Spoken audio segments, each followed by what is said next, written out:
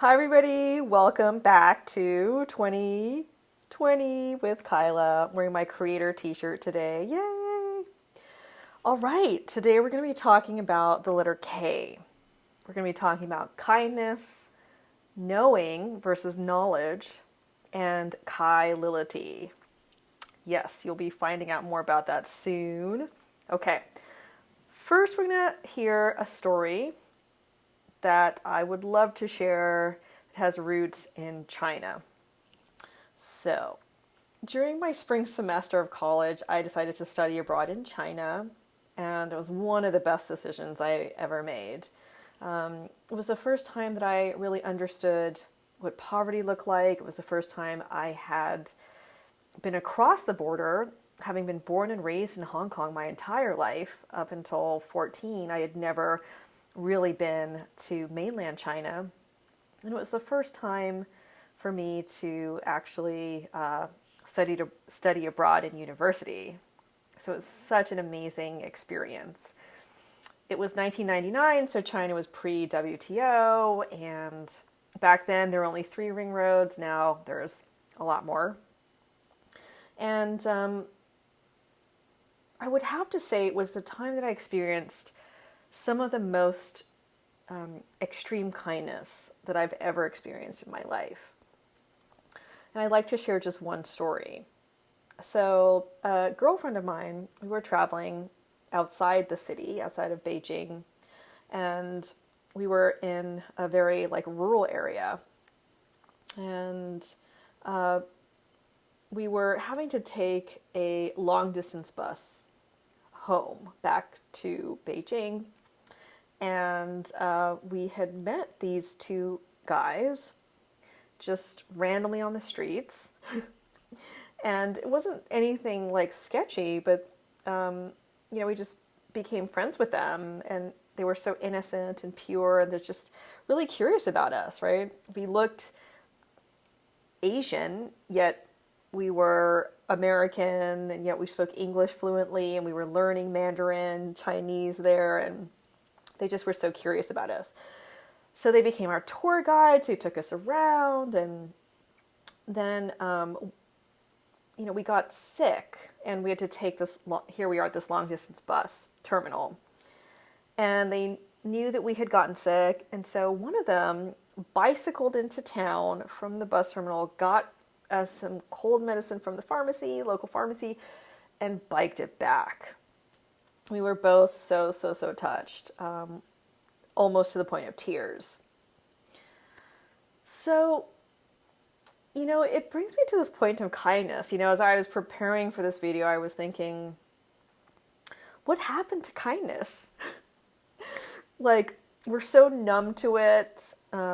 We attach conditions to it. If I get a tax break, I'll donate. Or if somebody gives me some kind of incentive, I'll be kind.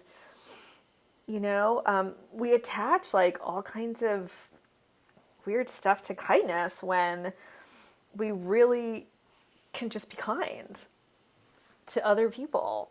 Now, the other thing that's really interesting to me is that we're also not that kind to ourselves, right? So imagine if a friend came to you and they're like, oh, I'm super bummed, such and such person broke up with me, or I didn't get that job, or, I'm sure your friends have come to you with that, and you're like, oh, you're awesome, you're going to be great, there's someone better out there for you, or there's another job that's better suited for you out there. And yet, think about this. If the same thing were to happen to you, would you say the same thing to yourself? Yeah. I'm totally included in that, so I get it. So what I recommend is, I'm going to post a link to it. I found this Inc. article, INC, about how there's actually a Random Acts of Kindness week. Who knew? It's February 12th to 18th. But let's not wait for Random Acts of Kindness week, right? Let's do acts of kindness all the time to ourselves and to others. So just think about that for a second, and think about what you can do in your daily life, how you can schedule that in, whether it's just saying to yourself, I love you, or, it's just saying something kind to somebody else. Doesn't have to involve money, right?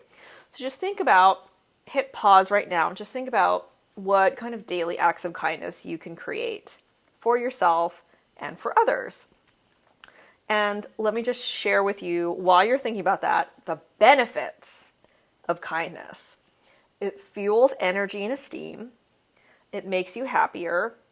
It's good for your heart, lowers your blood pressure. It lowers all kinds of things. Anxiety, pain, stress, depression, all reduced. And you live longer. I mean, what's not to love, right? It's like a natural high. Oh, plus you get oxytocin, the love drug. Okay. All right. So that's the kindness piece. Now let's move on to Kyla-lity. So this is a fun story I'll share.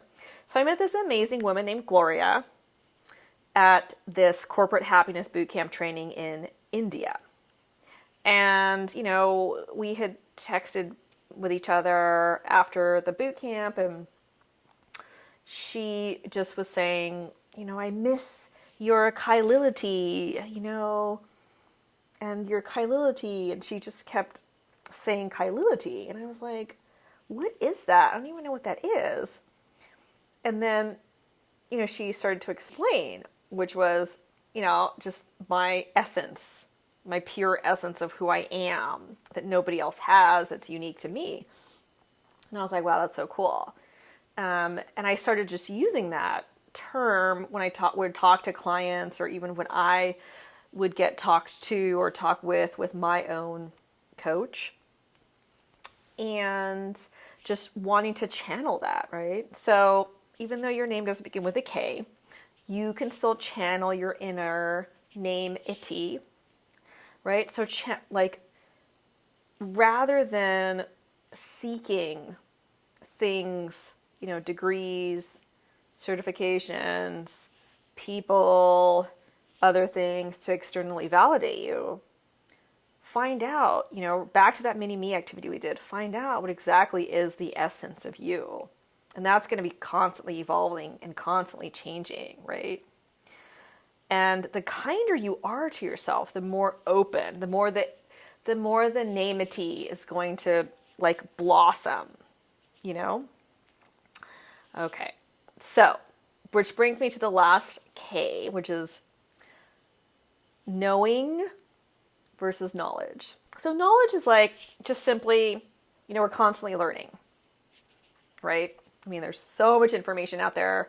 And knowing, though, is a deeper knowing where you're channeling your intuition. You're channeling your inner ity, Name-ity, fueled by kindness. Okay? So I'd like for you to start thinking more about knowing versus knowledge, and seeking knowing more than knowledge, if that makes sense. All right, well, that's all for today. See you again soon. Bye for now.